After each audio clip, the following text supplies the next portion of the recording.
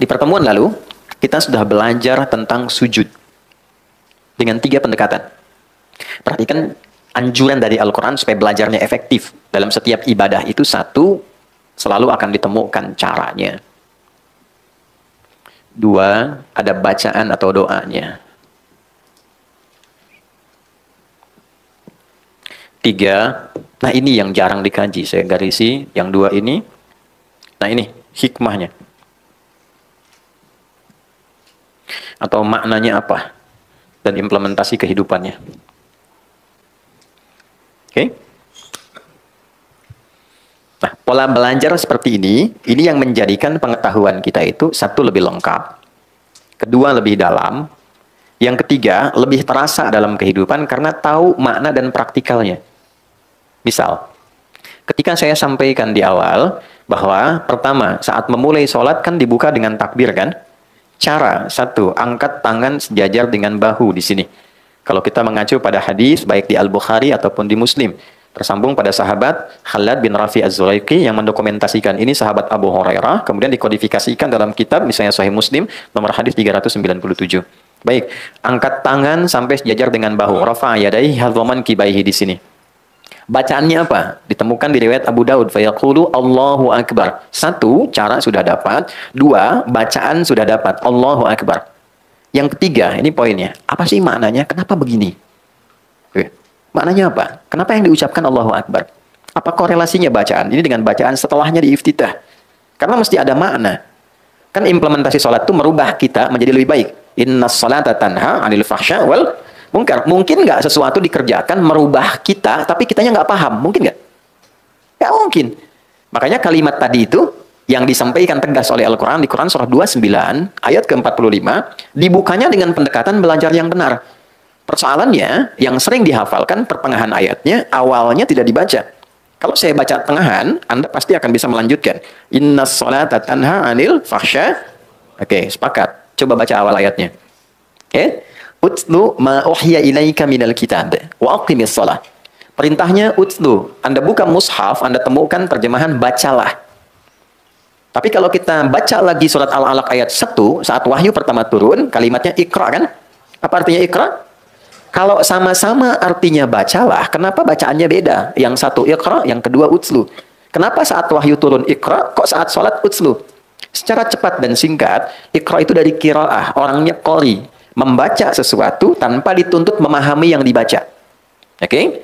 Baik, jadi baca saja tanpa dituntut paham. Makanya saat kita ngaji kan ada ikra ya, qiraati, kan itu hanya bacaan tanpa dituntut paham. Itu kan a fathah a gitu kan, fa fathah fa lam dhamma u lu apa lu gitu kan. Itu kan? Tapi kan kita nggak dituntut paham kan? Baik. Nah, setelah kita mendapatkan informasi dengan lebih banyak, berubahlah pola penyampaian dan diksi kalimatnya oleh Allah, ditekankan pada pemahaman. Nabi sudah dapat Al-Alaq, sudah dapat ayat lain Al-Qalam, surat lain dan seterusnya, diperintah sholat. Berubah perintahnya jadi utslu dari kata tilawah. Tilawah itu baca, pahami, dan amalkan yang dipahami itu. Oke? Nah, sebelum sholat, perintahnya utslu, bukan ikra. Utslu ma uhya ilaik. Muhammad sudah diwahyukan kepadamu banyak hal. Cara dan turunannya. Baca dulu, ajarkan pada umatmu, baca dulu, pahami yang dibaca itu, kerjakan setelah dipahami itu. Jadi sebelum sholat, hal terpentingnya adalah pelajari dulu sampai mengerti. Kenapa kita takbir begini? Maksudnya apa? Itu sensasinya akan berbeda kepada jiwa. Wa aqimis shalah, baru tunaikan sholatnya. Nah, sholat yang demikian disertai dengan pemahaman sampai melahirkan kehusyuan, itulah yang kemudian menghadirkan satu penggerak pada diri kita, mengerjakan perbuatan yang baik, meninggalkan yang terkutuk, fahsya dan mungkar. Itu poin utamanya. Nah, sekarang pertanyaan baliknya, dari semua sholat yang kita pernah tunaikan, apakah seluruh bacaan sholat ini sudah kita pahami? Berapa persen? Kalau hanya ingin mengangkat kewajiban, selesai, tak perlu paham, yang penting sholat, gugur kewajiban. Pahala diberikan sepanjang ikhlas. Pahala itu urusan akhirat. Tapi keberkahan sholat yang merubah diri kita nggak dapat. Gitu. Kenapa dulu orang sholat jadi baik? Orang sekarang sholat misalnya belum berubah dia menjadi baik. Nah, problemnya adalah yang ketiga ini yang tidak optimal. Oke, cara cepat. Tinggalkan nih, buang urusan dunia ke belakang, tinggalkan. Saat akan sholat kalau pengen khusyuk, dunia buang ke belakang, jangan dibawa lagi. Problemnya ketika orang sholat, dunia masih dibawa. Sehingga ketika lisannya mengatakan Allahu Akbar, di kepalanya masih proyek Hu Akbar. Ya kan? Jemuran Hu Akbar, cicilan Hu Akbar, gitu kan? Itu yang sering masuk terbawa. Padahal spirit asalnya buang. Wa annahum ilaihi raji'un. Al-Baqarah ayat 46. Kalau sudah mau sholat, semua dunia dibuang ke belakang. Nabi katakan ke sahabat, ij'alu salatikum salatan mawaddah. Jadikan sholat kalian seperti sholat perpisahan. Maksudnya apa? Dunia buang dulu, karena yang dibawa ini urusan akhirat. Lalu ucapkan tidak ada yang tinggi dibandingkan Allah. Allahu Akbar. Itulah sebabnya kenapa bukan Ar-Rahman, bukan Ar-Rahim, supaya yang lain kecil, yang diagungkan yang besar saja. Nah, lalu disertakan rasa. Ini yang dihadirkan Abu Bakar As-Siddiq. Baru takbir itu sudah gemetar, nangis beliau. Kenapa? Karena takut lisannya mengucapkan Allahu Akbar, sementara sebelum sholat merasa besar dirinya. Merasa besar dibanding istri, merasa hebat dibanding suami, angkuh dari teman, yang paling segalanya. Terus dengan bangga mengatakan Allah yang maha besar, padahal dia sudah berbuat besar sebelum dia sholat. Makanya setelah itu dia pasrahkan dirinya, berdoa dengan baik, dipilihlah satu dari 9 doa iftitah yang pernah kita bahas. Nah ini cara pembelajaran seperti ini saat akan dipraktekkan, itu membawa dampak berbeda. Nah sudah kita pelajari dari wudhu sampai dengan sujud, teman-teman yang baru bergabung mohon dengan segala kerendahan hati, berkenan mengikuti di sesi yang lain. Kita sekarang sudah sampai sujud. Mau bangkit dari sujud. Jadi kasihan tuh sebulan belum bangun dari sujud. Sudah, oke. Poinnya, turun dari sujud saya cepat saja. Bisa dilakukan dengan 2 cara. Saya persingkat ikhtisar dari yang lalu. Yang pertama, setelah i'tidal sami Allahu liman hamidah, Rabbana walakal hamd, dan seterusnya. Maka cara pertama, ini yang diutamakan terlebih dahulu. Jika lututnya dalam keadaan sehat dan tidak bermasalah, maka dahulukan lutut untuk turun. Seperti ini, lutut duluan. Oke. Baik ya, baru telapak tangannya. Baik, tentang ini menjadi amalan pertama yang dilakukan Nabi, didokumentasikan oleh Imam Abu Daud dalam kitabnya Sunan Abu Daud, nomor hadis 838, tersambung kepada sahabat Wa'il bin Hujr. Jadi kalau teman-teman pengen belajar tentang sholatnya Nabi, dan ingin melihat siapa sahabat yang sering fokus mendokumentasikan sholatnya Nabi, ini namanya Wa'il bin Hujr, Ibnu Hujr. Beliau masuk Islam dari awal, sering ngamatin Nabi. Jadi kalau kita nanti belajar fikih dan kita amati hadis-hadis tentang sholat, seringkali kita temukan sahabat mulia ini yang meriwayatkan. Oke, cara kedua, bisa menggunakan telapak tangan bila lutut bermasalah misalnya. Walaupun nanti jadi pilihan di akhirnya. Lutut bermasalah karena satu mungkin faktor usia, kan? Yang kedua ada faktor ya secara non teknis, misalnya mohon maaf cedera kah ya karena olahraga dan sebagainya. Maka alternatif kedua gunakan telapak tangan. Turun. Oke, gunakan telapak tangannya dulu, ya, begini, baru kemudian lututnya. Itu boleh. Hadisnya hanya beda 2 nomor dengan yang tadi, nomor hadis 840. Diriwayatkan oleh sahabat Abu Hurairah. Di kitab yang sama Sunan Abu Daud. Abu Hurairah nama aslinya, ya, ada yang tahu? Abdurrahman bin Sahr. Masuk Islam saat Nabi di usia 60 tahun kurang lebih. Sebelum Nabi meninggal, 3 tahun sebelum meninggal. Ya. Di usia Nabi sudah 60 tahunan, 3 tahun sebelum meninggal. Kondisi beliau pada saat itu ada masalah di lutut. Sehingga hadis-hadis yang disampaikan dalam usia Nabi rentang 60-an itu selalu digambarkan Nabi sholat kadang nyender ke dinding, menggunakan tongkat karena lutut bermasalah. Oke? Nah ini poin yang pertamanya. Nah Abu Hurairah menyimpulkan, saya ini kemana aja selama ini? Kok terlambat ngaji? Teman-teman sudah duluan. Maka beliau pengen nyusul yang lain. Jadi meningkatkan effortnya, menambah durasi belajarnya, dan ini jadi sunnah untuk kita. Tidak ada kata terlambat. Dan jangan menyimpulkan yang sudah duluan lebih unggul. Tidak. Yang harus disimpulkan, yang lain sudah ngaji duluan, saya pun pengen seperti dia, pengen nyusul, nambah motivasi. Maka ini yang menarik perhatian Allah. Ini poinnya. Ketika kalimat ini muncul menarik perhatian Allah, diberikanlah kelebihan. Maka beliau bisa menangkap ajaran Nabi itu, cepat ditangkap dan didoakan oleh Nabi. Begitu dipakaikan sorban, nih itu begitu belajar dengan kondisi demikian, maaf, beliau tercatat dalam sejarah sebagai sahabat yang selalu ingat, sulit lupa. Sehingga 3 tahun itu dimanfaatkan betul, menunggu Nabi depan rumahnya, ngikut Nabi kemana diikuti, karena merasa terlambat. Akhirnya, ketika Nabi meninggal, beliau sudah mengoleksi 7.000 hadis dari Nabi SAW. Durasi yang singkat, tapi begitu sangat bermanfaat. Nah, di antara hadis yang diriwayatkan tentang turunnya Nabi ketika akan sujud. Nah, beliau meriwayatkan versi menggunakan telapak tangan. Kenapa? Karena kondisi Nabi tadi, dalam kondisi senior, lutut bermasalah, lalu telapak tangan yang turun. Jadi kalau ada teman-teman ingin menggunakan lutut, hadisnya yang tadi. Dari Wa'il. Kalau menggunakan telapak tangan, hadisnya bersandar pada Abu Hurairah. Nah, dalam ilmu hadis ada namanya al-jam'u wa taufik. Cara mencari kesimpulan, jangan saling menyalahkan. Mana yang benar, lutut atau telapak tangan? Mana yang paling utama? Kumpulkan keduanya, ambil yang paling memudahkan untuk kita mengerjakan, karena itu pilihan yang membuat kita nyaman untuk melakukan. Jadi kalau Anda nyaman dengan lutut, silahkan dengan lutut. Kalau nyaman dengan telapak tangan, lakukan, tidak ada masalah. Dan jangan disimpulkan ketika ada yang pakai telapak tangan tua, misalnya. Ya, jadi jangan simpulkan demikian. Yang salah yang pakai kepala duluan, belum apa-apa sudah bermasalah. Oke, sudah sujud, pastikan 7 anggota badan menempel sempurna dulu sebelum berdoa. Saya cepat highlight dengan cepat. Satu, kening. Hadisnya dari Ibnu Abbas radhiyallahu taala anhuma, qala umirna an nasjuda ala sab'ati azamin. Kami diperintah untuk bersujud dengan 7 anggota bagian tubuh. Satu, kening. Saya sudah membahas persoalan tentang mukna, membahas persoalan juga tentang rambut, silahkan cek di pertemuan lalu. Yang kedua, 2 telapak tangan. Oke, jadi 1 tambah 2 3. Yang selanjutnya 2 lutut tambah 2 5. Selanjutnya 2 kaki dengan jemarinya 7. 1 3 5 7. Oke. Baik, saat menyebutkan kening jabahah, Nabi telunjuknya menunjuk ke hidung begini. Dalam kondisi yang bersih, karpet dan sebagainya, nanti ukuran ini, kening, itu bisa disesuaikan dengan hidung.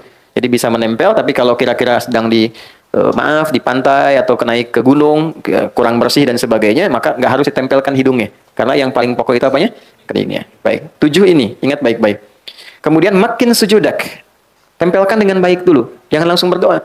Ini baru turun, belum nempel, sudah doa. Subhanallah. Tidak. Tempelkan dengan nyaman, makin sujudak. Sampai merasakan sensasi yang enak nempelnya. Yang penting kening. Ingat ya. Karena itu jangan gunakan, sekali lagi, jangan gunakan alas sujud yang terlampau empuk. Sehingga tidak terasa pertemuan kening dengan tempat sujud. Ya, karena itu saya sering koreksi sejadah yang kalau kita sujud itu nggak rasa nempel. Kayak ngambang. Jadi ibu kalau beli lihat sejadah, teman-teman, jangan lihat bagusnya. Lihat fungsinya. Sejadahnya memang bagus, tapi nempelnya kayak bantal. Begitu sujud nggak bangun-bangun gitu. Oke, ya, di tempatnya yang semakin tempat itu rata dan membuat nyaman ini untuk sujud tuh bagus. Tempelkan. Biasanya kalau yang belum terbiasa agak pusing awal-awal, setelah itu enak tuh, karena darahnya kan dipompa tuh, ya ngalir ke otak, ngalir lagi, dan ada titik pusat di sini. Ya ada riset menunjukkan God spotnya gitu di tengah ini. Lalu tangan sudah menyatu semua enak baru berdoa. Nah di titik ini kemarin sudah kita bahas doa pembukanya, ya kan? Subhana rabbiyal a'la atau subhana rabbiyal a'la wa bihamdi, atau yang ketiga subhanakallahumma rabbana wa bihamdika allahumma firli. Nah, di sini kita berhenti pertemuan lalu. Sekarang kita akan bahas bacaan itu plus hikmahnya. Caranya sudah, bacaannya sudah, tinggal hikmahnya apa, baru bangkit dari sujud untuk duduk di antara 2 sujud. Saya punya waktu kurang lebih ada 30 menit ke depan, kita fokuskan dengan baik. Bismillah. Baik, kita mulai. Ini materinya cukup penting ya, tolong fokus, karena saking pentingnya dihapus aja susah tuh. Oke, 1 yuk kita mulai ya, bismillah. Izinkan saya memulai dari sini. Kelihatan di situ? Ada ya? Ya. Subhana rabbiyal a'la. Mas Dimas tolong dinotis ya, pertemuan berikutnya saya bawa materi PowerPoint ya. Supaya nanti bisa kelihatan. Kita sudah siapkan kok ada gambar, ada apa, jadi bisa lebih kelihatan. Ini yang kedua, ini 1. Yang kedua, depannya sama, sampai sini. Ditambahkan wa bihamdi. Ya, subhana rabbiyal a'la wa bihamdi. Oke. Yang ketiga, ini agak lebih panjang, tapi lebih dalam.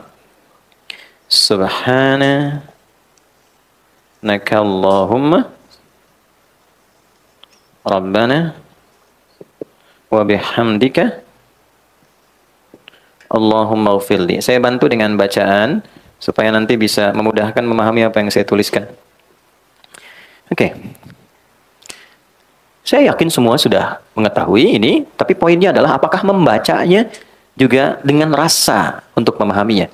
Apa maksudnya? Baik. Subhana rabbiyal a'la. Subhan, apa itu artinya subhan? Subhanallah itu apa? Subhanallah. Maha suci Allah. Maha suci Allah itu apa? Subhanallah. Okay. Subhan tidak disebutkan dalam Al-Quran atau bahkan bahasa Arab standar kecuali menunjuk pada satu keadaan, sifat atau sikap yang tidak sesuai dengan keagungan Allah. Jadi kalau ada sesuatu ungkapan, keadaan, perilaku yang tidak sesuai dengan keagungan Allah, itu orang Arab mengatakan subhanallah. Misal, dalam keyakinan kita sebagai muslim, dan hebatnya ini didialogkan secara rasional dalam Al-Quran.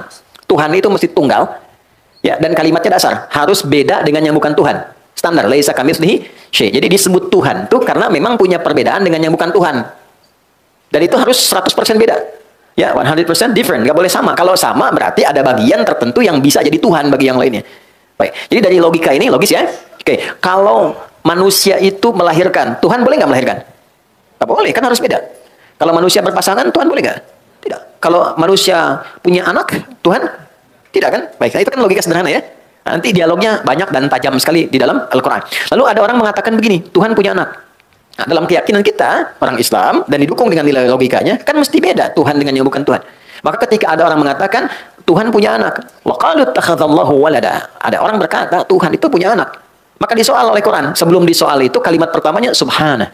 Itu ada di Quran surah kedua, Al-Baqarah ayat 116. Paling kiri di pertengahan di Mushaf. Quran surah kedua, ayat 116.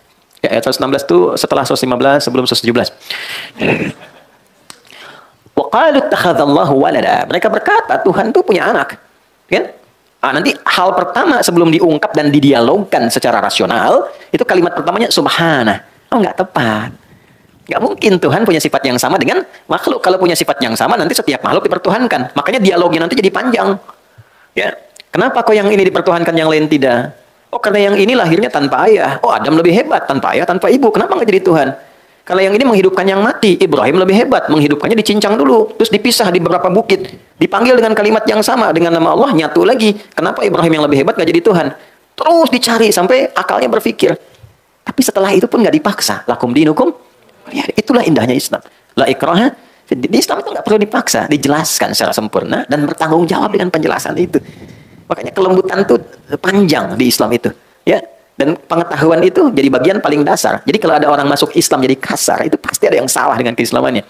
Ya, suami itu sepanjang Muslim pasti akan lahir sifat-sifat kebaikan dalam dirinya. Nah, demikian istri juga sepanjang seorang Muslimah itu pasti akan lahir kelembutan dalam dirinya. Karena ajaran di Quran itu tidak ada nilai-nilai yang mengantarkan pada penyimpangan dari fitrah manusia. Balik ke sini. Nah, sekarang gini, setelah itu ada Rabbi. Dari sifat rububiyah, Rabb itu artinya sifat perawatan, pemenuhan kebutuhan, ya kan? Jawaban dari doa yang merawat, menyembuhkan. Oke, Quran surah ke-7 di ayat 172, Al-A'raf ayat 172. Perjanjian pertama kita dengan Allah sebelum terlahir itu menggunakan Rabb. Lihat kalimatnya. Wa idz akhadha rabbuka min bani adama min zuhurihim dzurriyyatahum wa ashhadahum ala anfusihim alastu bi rabbikum. Bukan alastu bi Allahikum bi rahmanikum, tapi Rabb. Terjemah enaknya begini. Apakah engkau bersedia komitmen menjadikan aku sebagai satu-satunya Tuhan yang dengan itu aku akan merawatmu, menyembuhkan engkau kalau sakit, memaafkan kalau salah, memenuhi seluruh kebutuhan hidupmu, mengampuni kalau berdosa, dan menerima ketika engkau kembali. Kalau ada tawaran begitu, kita menerima dengan syarat atau tanpa syarat? Pasti tanpa syarat. Mau nggak ikut saya? Kebutuhannya ditanggung, kalau sakit saya bawa ke dokter, kalau fasilitas saya penuhi semua, pengen apa saya berikan. Kalau salah saya maafkan, saya nggak marah. Kira-kira kalau ditawari begitu mau ikut atau tidak? Ya, maunya itu ada pikir lagi atau enggak? Tidak. Kalau berpikir lagi, pertimbangan kalimatnya umum. Naam. Tapi kalau kita terima tanpa syarat, bala. Ya, bala. Makanya jawabannya bala. Cuma sekali ya. Kalau 2 kali jadi makanan. Bala-bala.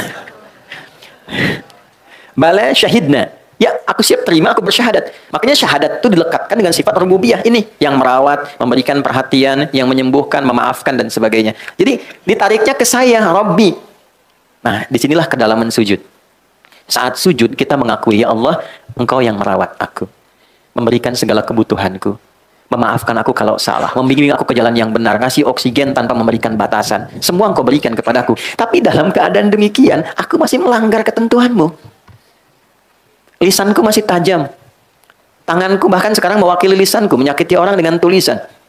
Mencela dengan lisan. Merendahkan orang lain. Kadang dipanggil sholat, aku nomor sekian kan. Padahal aku tahu yang memberikan rezeki Engkau.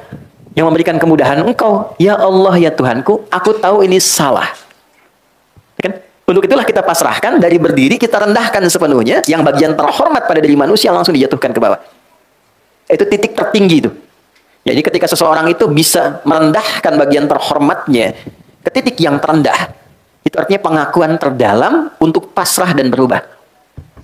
Kalau sudah bisa tunduk betul. Makanya orang yang sering merendah, Allah pasti angkat. Nanti saya berikan hikmahnya di akhir. Ya, tunduk rendah. Nah, ini sifat pengakuan. Jadi kalau sudah sujud, kita itu merendah dan mengaku banyak salah. Ini yang jarang terjadi. Yang terjadi mengejar sujudnya saja. Bahkan ada sujud dengan kebanggaan.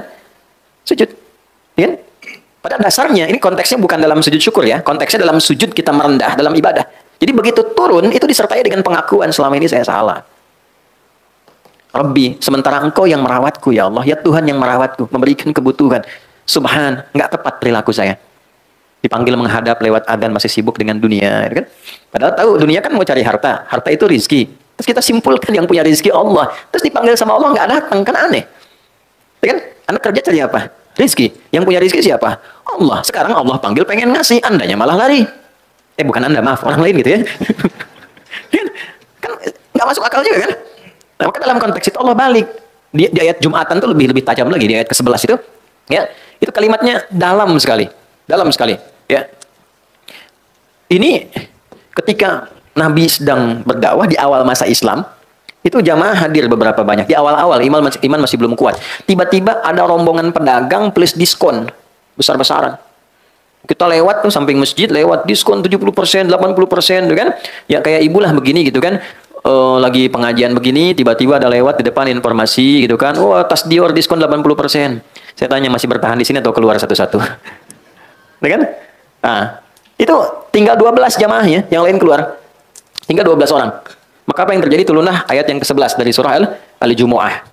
Ya kan? Wa tarakuka qa'ima. Engkau meninggalkan nabimu itu berdiri sendirian, tersisa tinggal 12. Saya langsung ke ujung. Qul ma indallahi khairum minal lahwi wa minat tijarah. Muhammad firalkan kalimat ini pada mereka. Yang Allah telah siapkan bagi orang yang merespon panggilan Allah. Disiapkan lebih banyak, lebih baik, lebih bagus dibandingkan proyek yang sedang mereka fokus dan sibuk di dalamnya saat ini. Jadi akan terjadi, rumus Qurannya begini, kalau nggak disebutkan tokohnya siapa, kejadiannya kapan, itu akan terjadi dengan substansi yang sama, tapi tokoh yang berbeda. Ada orang akan meninggalkan Jumat demi mengejar proyek. Ya, maka sampaikan, kata Allah, ya Muhammad sampaikan, apa yang Allah telah siapkan, itu lebih dahsyat, lebih tinggi nilainya dibandingkan proyek yang sedang mereka kerjakan. Ujungnya lebih indah. Wallahu khairur raziqin. Bukankah Allah yang memiliki rezeki? Yang terbaik dalam membaginya. Kamu tahu aku yang punya, kamu tahu aku yang berikan. Kenapa saat aku panggil untuk aku kasih, kamu justru menjauh dariku? Itu pertanyaan basic sekali. Nah, ini yang sering terjadi dalam kehidupan. Begitu kita sujud, nah suasana itu mesti dibawa. Ya bagaimana doa bisa dikabul kalau ini saja belum kita hadirkan? Kan merendah dulu, evaluasi dulu. Anda datang ke pimpinan di kantor, ya kan? Bawa proposal. Bang, izin Pak, ini permohonan untuk bulan ini, semoga Bapak bisa meng-ACC dan sebagainya. Yang kedua, izin Pak, mohon arahan, mohon evaluasi, barangkali yang kemarin ada kekurangan-kekurangan, saya mohon diberi petunjuk, yang salah-salah, barangkali mohon diarahkan supaya saya bisa perbaiki, meningkatkan kinerja, supaya lebih baik Pak. Ini untuk gambaran yang kemarin dan pengajuan yang akan datang. Antara yang satu dengan yang kedua, peluang diberikan ACC-nya, dikabulkan tuh, besar yang mana? Satu atau dua? Saya yang kedua. Demikian saat sujud, Anda akan meminta. Mohon dikabulkan, pengen doa, kadang terisak tangisan, tapi sifat ini nggak hadir. Maka yang paling harus dihadirkan pertama kali ini sifat a'la kehadap Allah dulu. Ya Allah, Engkau yang Maha Agung. Tidak setara dengan sikapku yang selama ini kadang menjauh darimu, kadang melanggar banyak ketentuanmu. Aku pasrah ya Allah, pasrahkan dan segala kehormatanku pada dirimu saat ini. Aku mohon ampunan selama ini bersikap yang tidak pantas. Itu kurang lebih makna dari kalimat subhana rabbiyal a'la. Kalau kita teruskan wa bihamdi, maka kita sertakan pujian setelah itu. Ya Allah, perilakuku yang kurang baik tidak mengurangi kesempurnaan pujian untukmu. Tidak mengurangi keistimewaan segala kemuliaan yang melekat kepadamu. Lalu kalau kita ingin tambahkan lebih dalam lagi, ini Allahumma gfirli. Ya Allah, dengan segala luas ampunanmu dan dengan segala kekuatan dan kemuliaanmu, mohon ampuni hamba. Hamba sadar, hamba salah. Itu kalau kalimat itu keluar, mengaku saya salah. Itu mahal. Coba suami, kalau ada masalah sama istri, mahal sekali kalimat, ya bun, saya salah. Itu mahal, mahal ya. Mahal banget tuh. Ya. Ya. Pokoknya kadang ada satu psikologi di hadis itu menarik sekali ya, bagi perempuan itu. Ya. Dia tuh tidak peduli betapapun ya Anda benar, tapi hanya ingin mendengar bahwa ya dia tidak salah gitu. Nabi itu datang dalam satu kondisi sudah sibuk apa ke rumah, itu Sayyidah Aisyah curhat. Ada ulama yang menghitung curhatnya itu kalau dihitung sampai 2 jam. Ada yang menghitung lebih daripada itu. Tapi yang paling menarik, Nabi nggak motong. Itu menarik sekali. Nabi loh nggak motong, dibiarin aja cerita, kan? Sudah selesai. Alhamdulillah, sayang, semoga Allah berikan begini, selesai. Kan? Itu sesuatu yang dalam sekali. Ini kan saya lihat wajah-wajahnya yang mantan kajian kemarin ya. Ada Robi Hakem ya. Kemarin saya lihat beberapa tuh. Nah, ada beberapa. Gini, kenapa terlalu banyak drama di rumah tangga itu? Kan di Quran itu berumah tangga itu seperti permainan. Banyak bermain, banyak gembira aja. Jangan terlalu serius. Serius dalam beberapa hal saja. Yang lainnya banyak gembiranya. Nabi kan jalan bareng, balap lari sama Sayyidah Aisyah, kadang digendong, kadang gulat, kadang nonton bareng-bareng. Ya, nikmati selama masih berkehidupan dalam rumah tangga. Balik ke sini, kenapa jauh-jauh ke situ? Ini. Nah, jadi ini dulu yang dihadirkan nih, kepasrahan diri kita, sujud, permohonan ampunan, baru minta. Jadi kalau sudah frekuensinya nyambung, enak, merata, bagian tubuh tuh kerasa enak ngalir, sujud. Tapi kalau udah terisak tuh enak banget, kayak nggak pengen bangun lagi gitu. Ya makanya Nabi itu sering kali lama dalam sujud. Sebagian menyimpulkan sujud terakhir, padahal di setiap sujudnya lama. Kenapa paling akhir lebih lama daripada yang sebelumnya? Karena kerinduannya kepada Allah itu memuncak dan terpenuhi dalam keadaan sholat. Kalau sudah selesai sholat, ya nggak tersambung lagi kan? Nggak tersambung tuh dalam arti secara langsung fokus, tidak ada dengan umat gitu. Itulah yang menjadikan sujud terakhirnya lama, ya kan? Kadang sebagian jamaah makmum pengen cepet tuh kan? Nah ini ditanyakan kerinduannya kepada Tuhan. Nah ini ketika nempel betul, barulah permohonan intinya dimintakan. Biasanya kalau sudah sampai ke titik ini dan ini dipraktekkan yang hikmah tadi, belum minta sudah dikabul. Biasanya. Kalau sudah ke kalimat Allahumma gfirli dan betul, itu belum keluar sudah dikabul. Tapi kalau kita ucap ya dalam salat sunnah misalnya dalam lisan yang terkenal, terpahami oleh diri kita saja. Oke? Kalau dalam salat fardu tidak dilafadzkan, cukup dalam hati dihadirkan. Ingat, ada masalah ya tumpahkan aja dalam tangisan sujud minta. Sampai ke titik ini, nanti lihat apa yang terjadi. Ini rumus di Quran surah 12. Ya. Surah 12 ayat ke-85 sampai 86 tuh. Ya, di surat Yusuf. Kalau mau lebih komplit nanti dengan kisah dan turunan sampai ininya sampai ayat 88-nya tuh. Ya, sampai ketemu kalimat innama ashku bathi wa husni ilallah. Aku tuh kalau punya masalah di rumah tangga, curhat itu selalu kepada Allah. Maksudnya dalam salat. Ya, jadi kalau punya masalah, apapun itu, seberat apapun, pertama terima dulu. Karena mengeluh itu tidak mengurangi masalahnya. Cuma nambah saja. Terima dulu dengan sabar. Karena Allah pilihkan masalah itu sesuai kadar kesanggupan kita semua. Nggak mungkin saya di hidayat diuji masalah Anda karena saya nggak sanggup. Yang kedua, masalah itu Allah berikan sebagai jawaban dari doa yang kita minta. Nah, tangga untuk meraih doa itu persoalan tadi. Karena nggak mungkin mengabulkan sesuatu tanpa proses, tanpa ujian itu nggak mungkin. Anak SD mau lulus ke SMP, bisa nggak lulus tanpa ujian? Tidak bisa. Ujian itu diberikan bukan ingin membuat anak bermasalah banyak pikiran, bukan. Tapi menaikkan levelnya supaya memudahkan dia saat masuk ke SMP yang kadar pengetahuannya lebih tinggi daripada SD. Jadi ketika dipaksakan naik ke atas sementara ilmunya belum nyampe, anaknya kasihan. Anda minta sesuatu, dari mana tahunya Anda pantas dan bisa mengelola sesuatu itu saat mendapatkannya kalau belum diuji? Ya kan? Teman-teman minta sebuah proyek, dari mana tahunya proyek itu baik? Dari mana tahunya kalau menerima itu Anda menjadi lebih baik? Anda dapat proyek nih, ya Anda harapkan betul, tapi Anda belum siap menerimanya. Yang kalau Anda terima itu merubah kepribadian, keluarga jadi tertinggalkan, istri kurang perhatian, anak-anak terabaikan, belum siap. Maka dikasih dulu oleh Allah ujiannya, nih lewatin dulu 1, 2, 3, 4. Ketika kita mampu menguasai itu, baru datang jawaban. Nah, jadi jangan selalu dipahami bahwa masalah itu adalah sesuatu yang membuat rumit, capek, nggak tercapai tujuan. Bukan, itu jembatannya. Jadi berbahagialah ketika Anda dihadapkan pada masalah, karena itu mengantarkan Anda pada solusi. Dan jawaban dari Anda sendiri. Ya, jadi ketika Anda berdoa, pasti dikabulkan oleh Allah dengan membuat masalah dulu, supaya pantas. Nah, kalau pengen cepat, pantaskan dulu diri kita dalam berdoa, sehingga ada akselerasi, stepnya dinaikin. Karena dia layak, dipandang layak menerima itu. Oh, sudah pantas nih ketika minta dikabulkan. Ada yang belum berucap sudah diberi. Ada yang demikian. Nah, karena itulah kemudian memantaskan diri itu dengan menambah pengetahuan, menjalani kehidupan itu penting. Supaya saat kita meminta untuk mencapai sesuatu, kita tidak harus menghadapi masalah-masalah baru. Nah, ini poinnya. Nah, jadi ketika memohon, hadirkan aja. Saya kalau punya masalah, kata Nabi Ya'qub alaihissalam, yang saya tuju pertama Allah, saya bentangkan sajadah dalam bahasa kita, innama ashku bathi wa huzni. Innama itu adatul hasri. Huruf pembatas membatasi hukum di situ saja. Aku nggak pernah curhat ke yang lain, nggak pernah menggunakan media lain. Ada masalah, aku langsungkan kembalikan kepada Allah. Mau sedih membuat aku nangis, aku tumpahkan di situ. Setelah itu aku tenang. Yang penting tenang dulu, walaupun solusi belum datang. Jadi bentangkan sajadah, bukan bentangkan Instagram. Ya, nggak nyangka ya kamu seperti itu. Nah, itu artinya nyangka. Orang yang bilang nggak nyangka, dia sedang nyangka. Tuh ya. Emang kenapa Jeng? Nah, sebetulnya itu yang ditunggu tuh. Komennya kan? Gitu. Nah, daripada nungguin komen capek. Capek, pusing aja. Pusing. Akhirnya masalah yang nggak selesai.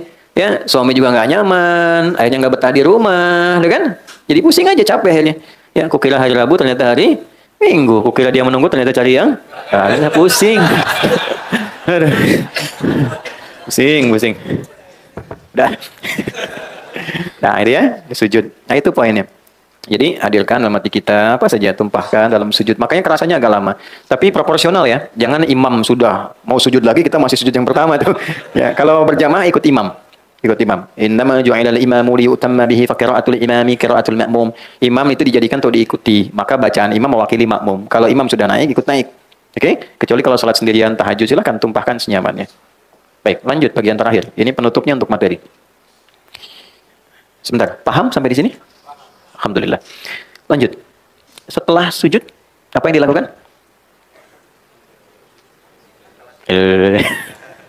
Setelah sujud yang pertama, apa yang dilakukan? Yang dilakukan bangkit dari sujud. Langsung bangkit dari sujud. Bagaimana cara bangkitnya? Seperti apa posisinya dan apa yang dibacakan? Setelah tahu caranya, maaf tangan kiri. Saya perbaiki. Setelah tahu caranya, kemudian bacaannya, baru kemudian hikmahnya. Saya boleh beri catatan dulu ya, sebentar. Untuk pertemuan berikutnya, dengan segala kerendahan hati, kalau ada meja itu ya, agak lebar dan lebih kuat, bisa dihadirkan Mas Miko ya. Ya, bukan apa-apa, bukan buat saya, supaya ada yang volunteer bisa naik, bisa kelihatan ininya, prakteknya lebih mudah. Di sini kan buat sujud nggak pas ini, duduk nggak optimal. Oke, kita mulai ya. Untuk saat ini, sementara saya minta izin, ini saya geser dulu ke belakang sini, nggak usah berubah, satu orang aja minta izin ke sini supaya tidak merubah saf. Bisa? Nggak apa-apa? Bisa ke belakang. Ke sini aja supaya saya juga jangan ke sana kan ini ada orang duduk sini aja. Nah, oke, ya. Nah, antum jangan kemana-mana, sini aja. Ini Ustaz berdiri di sini Ustaz, izin ya, maaf ya. Nah, aman handphone aman. Nah, ke sana Spanyol kiblat sini. Nah, izin sebentar, di kamera mohon difokuskan ke praktek ini supaya lebih terlihat dengan baik ya. Mohon maaf sebesar-besarnya, posisi sujud. Ya, beliau aliran dari lutut dulu, turun. Baik ya. Ini kan tadi saya minta menghadap ya. Nah, untuk memudahkan gampang supaya kelihatan teman-teman sekalian, perhatikan baik-baik. Ini ya, posisi tangan seperti pernah saya sampaikan, itu normal saja. Dari mulai bertakbir seperti ini, kan posisi di sini. Nah, posisi nempel di sujud itu begini. Ini tinggal ditempelkan aja. Ya. Jadi bisa di sini, bisa seperti di sini. Nanti tinggal ditempelkan saat sujud. Jadi tidak harus ke depan begini ya. Kan ada yang salah paham tuh, jangan ketawa lagi sujud. Praktek. Jadi ada yang memahami keliru, memanjangkan sujud itu dipahami memanjangkan tangan, bukan memanjangkan doa. Tangan tetap di sini ya. Satu. Kemudian yang kedua, ini tidak menempel ke sini ya. Ya, jangan nempel, jangan nekan. Ini diingatkan kuat oleh Nabi karena apa? Itu bisa menekan diafragma. Ya, darah sedang dipacu, kuat ke jantung ke otak, ini ditekan, bisa bahaya. Jadi tetap dibuka sampai Nabi itu mengilustrasikan kalau anak kambing lewat bisa masuk. Ya kan? Itu ilustrasi kiasan ya. Jangan untuk mukul anak kambing datang lewat, tidak. Kan itu juga orang Arab yang zaman dulu gitu. Ini maksudnya ada ruang. Kemudian itu sudah kening, sudah menempel, dua telapak tangan, dua lutut. Ini bagian kaki, maaf ya, ini menutup sudah bagus, bukan terbuka ya lututnya. Mohon izin Ustaz menghadap ke arah papan tulis ke sini, izin. Nah, ini bagian kakinya. Ya. Jadi ini tertutup begini, jadi tidak membuka begini, ya. Tutup seperti ini. Nah, enggak pakai tutup aja. Udah. Nah, sekarang kita akan langsung bangkit dari sujud. Ustaz bangkit silakan. Ya, Allahu Akbar. Nah, tahan. Izin ya. Saya soroti yang pertama hadis riwayat At-Tirmidzi. Ya, kita lihat baik-baik teman-teman sekalian. Yang pertama, kaki sebelah kiri. Pastikan kiri ya. Kaki yang kiri dilipat begini lalu diduduki. Sudah? Nah, bisa dilihat posisi di sini sudah bagus. Yang kiri dilipat begini. Nah, lalu diduduki. Sudah? Dibentangkan. Bentangkan itu dalam bahasa Arabnya itu firash. Berusaha membentangkan iftarash. Makanya kasur disebut firash karena terbentang begini. Oke, sehingga membuat nyaman. Jadi bentangkan dengan nyaman. Kalau ada masalah bengkak jangan dipaksain. Ya, sehingga membuat luka kepada fisik. Nanti ada cara yang lain. Bentangkan, duduk sampai terasa enak. Yang kanannya tegakkan, jarinya dilipat menghadap ke arah kiblat. Ya. Ini yang kanan, ya, tegakkan, jarinya dilipat menghadap ke depan ke arah kiblat. Itu sudah bagus posisi kakinya. Jelas? Baik, ini dulu. Kemudian badan ini tegak, tidak bungkuk ke depan, tidak ke samping kanan, tidak ke kiri atau ke belakang, tegak saja. Pandangan, ini pandangan ke tempat sujud ke depan. Baik ya? ke tempat sujud begini. Kalau kita di depan Ka'bah, boleh ke Ka'bah ke depan. Jelas ya? Baik. Nah, ada juga yang ulama mengatakan pandangan ke depan, boleh depan atau tempat sujud. Karena itu dianjurkan berpakaian yang pantas, yang baik, sehingga tidak mengganggu dari pandangan orang lain. Oke? Ya? Pakai sholat, pakai kaos, tutup aurat, bagus. Depannya Ronaldo, belakangnya Messi, misalnya kan jadi masalah tuh, gambar-gambar repot. Kemudian tangan, ini, izin saya menghadap ke sana supaya kamera bisa melihat. Baik. Letakannya di mana? Nah ini ya. Nah, diletakannya itu di atas lutut sedikit, bagian paha ujung dekat ke lutut. Ya, jadi bukan nutup lutut begini atau ditarik ke belakang begini, cukup didekatkan ke lutut dan terurai begini. Terurai saja, santai saja gitu ya, tidak menekan begini atau melepas begini, terurai seperti biasa begini. Jelas sampai sini? Baik, silakan kembali, jazakallahu khair. Baik, sekarang perhatikan baik-baik. Tadi duduk ini dilakukan setelah apa? Sujud kan?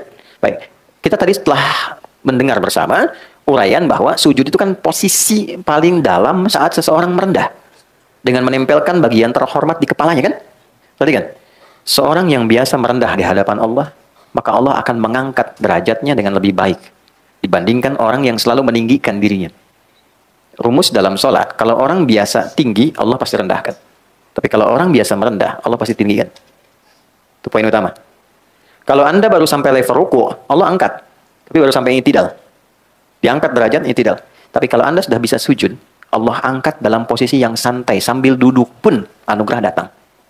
Itulah sebabnya orang yang sujudnya baik dan sempurna, minimal akan diberikan pada keadaan dirinya 6 hal, hadis riwayat Ibnu Abbas, atau maksimal sampai 8 hal dalam kehidupannya. 1 ampunan, Rabbighfirli. 2 kasih sayang, warhamni. 3 penjagaan dari sifat buruk, wajburni. 4 diangkat derajatnya, warfa'ni. 5 diberikan limpahan rizki bahkan tak terbatas, warzuqni. 6 diberikan petunjuk dalam menjalani segala hal, wahdini. Ya, kemudian yang ke-7 diberikan penjagaan hadir dalam lingkungan yang sehat dan baik, wa'afini. Ke-8 dijaga dari perbuatan-perbuatan salah, wa'fu anni. Oke? 8. Bisa 6 dengan 2 bagian terakhir itu tidak dimunculkan karena terwakili dari yang sebelumnya, atau 8 dimunculkan lagi untuk penegasan sebagai penguat. Baik. Nah, jadi kalimat yang pertama setelah bangkit dari sujud kan diangkatnya, dapat anugerah. Inilah yang paling dahsyat. Di semua riwayat walaupun ada perbedaan urutan, tapi kalimat pertamanya sama. Rabbighfirli. Ada yang pakai Allahumma, yang 6 bacaan Allahumma firli. Allahumma ghfirli, Rabbighfirli. Ini luar biasa secara etik, luar biasa. Islam itu selalu menjaga keseimbangan. Walaupun Anda dalam posisi terangkat, dapat promosi jabatan, dapat proyek besar dan sebagainya, tetap selalu merendah untuk mengevaluasi diri. Jangan karena kedudukan terangkat, promosi, dapat proyek besar, merubah kebiasaan jadi nggak kenal kawan yang selama ini membantu. Gak nyapa teman gitu, stylenya berubah. Nggak apa-apa membentuk kepribadian yang lebih baik dengan posisi tinggi, tapi tetap humble itu penting. Karena itu Nabi ketika diinfokan di awal, kamu akan menaklukkan Mekah dengan begitu damai. Dan banyak orang masuk Islam, tapi bagian akhirnya itu indah. Bukan senang-senang, bukan pesta. Lihat kalimatnya. Idza jaa nasrullahi wal fath wa ra'aitan nasa yadkhuluna fi dinillahi afwaja fasabbih bihamdi rabbika wastaghfir. Malah diminta istighfar. Coba Anda bayangkan, pemimpin besar menaklukkan satu wilayah yang selama ini tidak mudah, mengeluarkan beliau dari situ, diusir, dihina, dipersekusi, temannya dieksekusi. Begitu diinfokan, kamu akan masuk ke situ dengan damai, tenang, nyaman, orang banyak masuk Islam. Tapi perintah Qurannya apa? Istighfar ya. Kenapa? Supaya jangan ada perasaan jumawa saat masuk seakan merasa yang paling hebat. Padahal yang mengantarkan Allah. Kalau ditugaskan di perusahaan baru, Anda masuk ke ruangan, dihadapkan pada karyawan, jangan merasa tinggi dulu. Siapa yang mengantarkan Anda ke situ? Bersikaplah humble biasa, hargai orang-orang di sekitarannya, apresiasi kinerja mereka. Terima kasih dengan kinerja Anda semua yang ada di sini, Anda membantu saya untuk hadir berpartner bersama Anda hadir di sini. Walaupun memang penugasan kepada saya sebagai seorang pimpinan, ini tidak mengurangi kinerja dan kebersamaan kita sebagai seorang teman. Ini spirit pertamanya. Jadi kalau ditempatkan dalam posisi tinggi yang nyaman pun, jangan lupa untuk koreksi diri. Itu poinnya. Dan ini diajarkan dan perintah langsung dari Allah kepada Nabi SAW. Orang yang terbiasa menempatkan diri seperti itu dalam setiap kondisi dan keadaannya, maka apa yang terjadi? Warhamni. Allah turunkan rahmat yang menyayangi dan meliputi ia dalam setiap gerak dan langkahnya. Warhamni. Rahmat itu artinya banyak ya.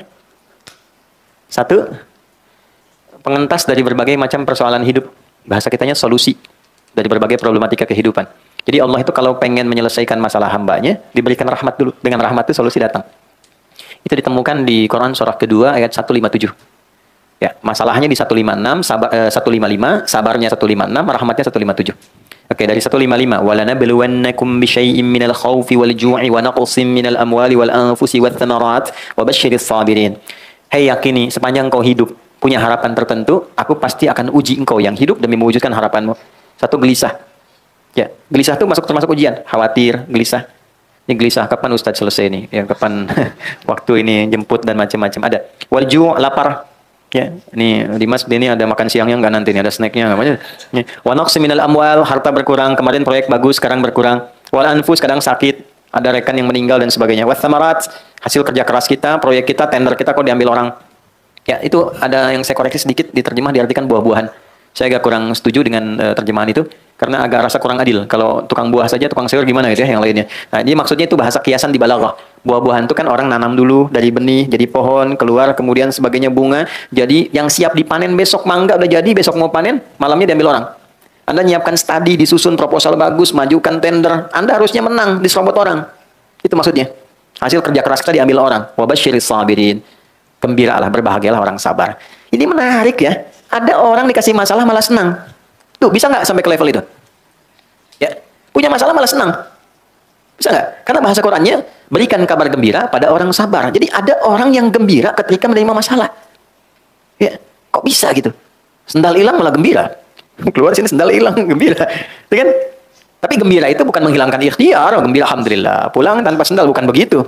Ya, itu salah namanya. Dia tetap berikhtiar, tapi gembira menerima itu. Kenapa dia gembira? Karena tadi di awal, dia tahu masalah itu jalan mengabulkan doanya. Jadi kalau Anda sedang punya masalah, catat tadi malam doa apa? Nah, itu jalannya. Jadi begitu Allah kirimkan itu, dia senang. Ternyata Allah kabulkan lewat jalan itu. Maka dia terima dulu dengan sabar. Sabar itu menerima apa yang Allah berikan kepada kita dengan berusaha mencari jalan ikhtiar sesuai dengan pedoman yang telah Allah tetapkan. Lalu kuatkan diri, kuatkan dulu supaya ada motivasi. Cara menguatkannya ayat 156. Alladzina idza asabathum musibah qalu inna lillahi wa inna ilaihi. Persoalannya ayat ini sering dibatasi bacaannya kalau ada orang meninggal. Padahal ini ayat umum terkait dengan ujian hidup. Ya Allah, Engkau yang kasih, Engkau pasti berikan solusinya juga. Ya Allah, terima kasih. Aku berdoa, Engkau kirim ujian, Kau pasti kirim jawabannya juga. Itu maksudnya. Nanti ditafsir di Al-Insyirah, inna ma'al usri. Pasti ada solusinya, pasti bisa. Itu poinnya, katakan pada diri kita. Itu ada ayat yang meminta kita mengatakan untuk memotivasi diri. Jadi kalau sedang ada masalah berat, katakan, ini pasti selesai. Bisa. Itu kita punya ayatnya, Mas. Yang praktekkan Jepang loh. Jepang tuh dari kecil dilatih, kamu bisa, ini. Dulu kan 96 ya Mas Ari, 97, ada acara Benteng Takeshi itu. Ya, naklukan Benteng Takeshi, bikin meriam-meriaman, kan reporternya datang, kamu bisa, itu kan. Ya, kalau nggak salah itu kan. Masa-masa Dragon, di TPI kalau nggak salah jam 7. Ya.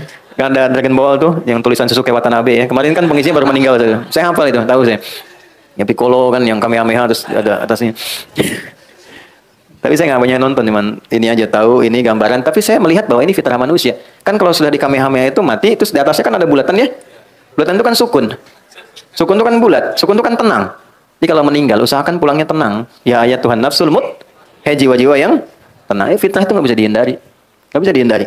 Ya perubahan apapun melahirkan kebaikan. Sensei ya kalau pindah beralih itu kan pasti jadi udah banyak kan. Dah sini aja nih, dah. Nah, kalau sudah terasa motivasi diri kita baru ayat 7-nya ulaika alaihim salawatu mir rabbihim. Orang-orang yang selalu memotivasi diri ketika diuji, itu dipuji oleh Allah. Nah, dia menerima itu dan meyakini sebagai pemberian Allah. Dipuji. Anda dipuji pimpinan tokoh besar di Indonesia begitu senangnya, kenapa nggak senang dipuji Allah? Ya? Setelah dapat pujian, warahmah, ulaika alaihim shalawatum mir rabbihim warahmah. Ini dikasih rahmat, begitu rahmat diberikan, wa ulaika humul muhtadun, dibimbing oleh Allah untuk mendapatkan solusi. Jadi orang-orang yang sujudnya benar, ketika bangkit dari sujud, di antara anugerah terbesarnya adalah Allah selalu menghadirkan solusi dalam setiap masalah hidupnya. Gitu. Makanya seakan-akan nggak punya masalah. Padahal hidupnya banyak persoalannya, tapi Allah sudah ringankan sebelum dia dapatkan karena sujudnya banyak, tawakalnya banyak. Apa dikira jadi ustadz itu nggak punya masalah? Tidak. Masalah antum kan diserahkan ke saya juga. Ini di sini pertanyaan tuh. Saya sebelum ke sini dapat kertas, baru datang kertas banyak tuh, masalah semua tuh. Soal rumah tangga orang, kreditan motor, riba ini, macam-macam, sampai masalah-masalah yang spesifik. Ya, nah itu hal-hal demikian, insya Allah Allah ringankan. Sepanjang apa? Terkoneksi sama Allah. Yang punya solusi Allah, yang punya rezeki Allah, yang punya ketenangan Allah. Kenapa nggak kita sambungkan diri kita dalam sujud? Nggak ada yang paling enak di dalam sujud. Ya persoalan, ambil wudhu. hadap kiblat, sholat, sujud, tumpahkan. Gak apa-apa, nangis gak apa-apa, tumpahkan. Keluar enak. Udah itu tenang. Allah tuh ngasih tenang dulu sebelum solusi. Itu pasti tenang dulu. Kalau sudah tenang, jiwanya nyaman. Jiwa yang tenang melahirkan kreativitas yang cemerlang. Catat tuh, bikin status. Wajibur nih, dijaga dari perilaku menyimpang, jaga dari aib. Ini kan pasti aib nih. Ya, maaf, lisan menyimpang, dari bicara yang baik jadi nggak baik, telinga menyimpang sampai ke kaki. Nah itu orang yang rajin sujudnya bagus, dijaga oleh Allah supaya konsisten berusaha dalam kebaikan. Ya, Rabbighfirli warhamni wajburni warfa'ni, diangkat derajat dengan cara yang baik. Diangkat derajat itu caranya macam-macam Allah itu. Ya, kadang-kadang nggak tampak, nanti cerita temannya. Ya, teman-teman musisi nggak tahu kalau ini tuh walaupun sudah nggak sama-sama tapi royaltinya masih dikasih gini. Dia nggak pernah cerita, tapi orang lain cerita. Sehingga pamornya baik, apresiasinya baik, macam-macam. Itu kan? Ada ternyata unsur sudah naik, perusahaan bagus, dia suka perhatian, termak begini. Dia nggak cerita, tapi orang cerita. Diangkat derajatnya. Ya, nanti kalau diangkat ke tempat yang orang tidak berdebat dengan posisinya, itu namanya maqaman mahmudah. Maqam itu posisi terbaik. Ya, tapi boleh jadi orang masih berdebat, kenapa harus dia? Ada kondisi ketika orang terpilih, orang nggak berdebat, memang dia harusnya. Memang dia yang pantas. Itu maqaman mahmudah. Ternyata cara meraihnya dengan sujud. Saya jasakan amalannya dari Quran saat tahajud. Itu ada di Quran surah ke-17 ayat 79 sampai dengan 81. Quran surah 17 ayat 79. Nah, ini 80-nya saya lingkari, 79 ke 80. Tambahan untuk optimisnya ayat 81, bacaan Qurannya ayat 82. Wa minal laili fatahajjad bi, dan dari sebagian malam cobalah bangun untuk tahajud. Allah nggak minta semuanya, sebagian aja. Walaupun 5 menit, 10 menit, 15 menit, nggak apa-apa, yang penting terpenuhi itu. Yang dituntut apa? Ikutin. Kalau di Al-Muzammil tuh sindirannya halus tapi tajam. Innalaka fin nahari sabhan tawila. Duh, hamba Allah yang satu ini, kata Allah nih, siangnya begitu sibuk cari dunia. Ya. Lelah malam-malam enakan pakai selimut tidur. Cita-cita masuk surga Firdaus lagi katanya. Innalaka fin nahari sabhan tawila. Kamu ini begitu sibuk banget siang ya, sampai malam tuh enak pakai selimut. Kan Al-Muzammil dengan Al-Mudaththir itu beda. Kalau Mudaththir dithar, selimut melindungi dari kegelisahan, ketakutan. Kalau Muzammil selimut kayak teman yang bikin tidur itu jadi enak. Kayak punya teman dengan berselimut tuh. Nah, itu maksudnya. Di suratnya Al-Muzammil. Kamu ini kok sibuk banget ya katanya. Pagi sampai siang sampai ke malam, pas malam tidur pakai selimut kayak jadi teman, enak banget. Cita-cita masuk surga. Bangun dong dikit. Ya. Bangun malammu, sentuhannya akan kuat kepada jiwa. Bukankah ini yang sering kau ingin mohonkan kepada Allah untuk mengabulkan permintaanmu? Faqra'u ma tayassara minal Qur'an. Bangunlah, baca walaupun sedikit. Ya, jadi tuntutan Quran itu cuma bangun aja, baca walau sedikit. Itu aja. Walaupun cuma sebentar, Al-Falaq, An-Nas, yang penting terpenuhi dulu. Witir, 1 rakaat aja, tunaikan dengan ikhlas. Baca surat Al-Ikhlas. Satu. Bangun, sujud, minta. Begitu terpenuhi poinnya, ini naik. Asa ayyab'atsaka rabbuka maqaman mahmuda. Hal pertama yang Allah berikan maqaman mahmuda. Nih warfa'ni. Ya, jadi kalau mau diangkat derajat itu ada 2 caranya. 1 pakai iman, 2 pakai ilmu. Pilih di antara 2 ini. Kalau pakai iman jalannya ibadah. Perbanyak ibadah, derajat Anda terangkat. Yang kedua ilmu. Ilmu makin tinggi, derajat Anda meningkat. Ya, S1 dengan S2 salarinya kan beda. Dengan S3 lain, tempat kerjanya sudah beda, itu sudah hukum. Itu ada di Quran surah 58 ayat 11. Yarfa'illahu alladhina amanu minkum walladhina utul ilma darajat. Wajburni warfa'ni warzuqni. Nah, rizki ini. Ya, rizki, perkara rizki ini enggak gelisah. Ini sering kali ini yang jadi persoalan dalam kehidupan rizki. Ya, maaf, jangan dibatasi pada uang saja ya. Uang, materi material itu rizki. Ya, pasangan itu rizki, keturunan rizki, ketenangan itu rizki. Orang sering abai dengan ketenangan. Saya perhatikan ada masalah nanti, postmodern itu ada salah satu yang Nabi pernah mengingatkan dengan sangat kuat, bahwa ada kondisi orang itu fokus sekali pada materi, sehingga lupa dengan hal-hal yang paling substansial. Contoh gini, maaf dengan kalimat ini. Kalau suami itu diantara tugasnya apa? Cari nafkah, oke. Cari nafkah. Cari nafkah itu dapat rezeki kan? Untuk siapa? Keluarga kan? Nih, keluarga di dalam rumah, cari nafkah keluar rumah misalnya. Berarti nyarinya untuk ke dalam kan? Saya mau dapat uang, saya olah supaya di dalam rumah jadi nyaman, gitu kan? Baik, jadi yang paling penting itu harta yang di luar atau yang di dalam rumahnya? Dalam kan? Karena kita mencari keluar untuk yang di dalam kan? Kok bisa dalam prakteknya Anda prioritaskan yang di luar dibandingkan di dalam? Kok bisa? Kok bisa waktunya habis buat di luar dan tidak ada untuk ke dalam? Itu kan sifat korektif pertama. Ya, Handphone dengan anak penting mana? Kalau anak datang saat Anda sedang tulis WA, yang disimpan handphonenya atau yang dimarahi anaknya? Ya. Kadang ada sifat ketidakadilan yang nampak itu tanpa disadari itu terjadi. Nah, salah satunya apalah ketika orientasi itu pada yang substansial bergeser pada titik-titik yang penunjang saja. Mau sekunder, mau tersier dan sebagainya. Contohnya apa? Materi itu penting, itu mawaddah. Kan ini musyawarah tuh, muda, sakinah, mawaddah dan rahmah. Mawaddah itu kan nomor 2 setelah sakinah. Apa itu mawaddah? Dari kata maddah, cinta yang dihadirkan dari pemberian fisik, material. Istri cemberut di rumah. Anda datang ingin menyenangkan, datang dengan cinta, pemberian materi. Sayang, Rike, banyak kenal deh, Masya Allah. Pas nengok gini, ini ada hadiah, emas 2 kilo misalnya kan, masih ya, sembuh. Sehat lagi gitu, bagus lagi. Nah itu mawaddah. Hari lahirnya, buatkan makanan kesukaannya. Tuh kan? Dan sebagai itu mawaddah namanya. Tapi yang duluan itu sakinah. Karena mawaddah tanpa sakinah hampa. Ya, kaya, tapi nggak pernah tenang, nggak nyaman. Itu yang perempuan ibu deh, pilih ya. Kaya tapi gelisah, atau miskin tapi tenang. Nggak ada pilihan ketiga, 2 aja. Saya tahu kaya tapi tenang. Coba, kaya tapi gelisah, atau miskin tapi tenang. Pilih mana?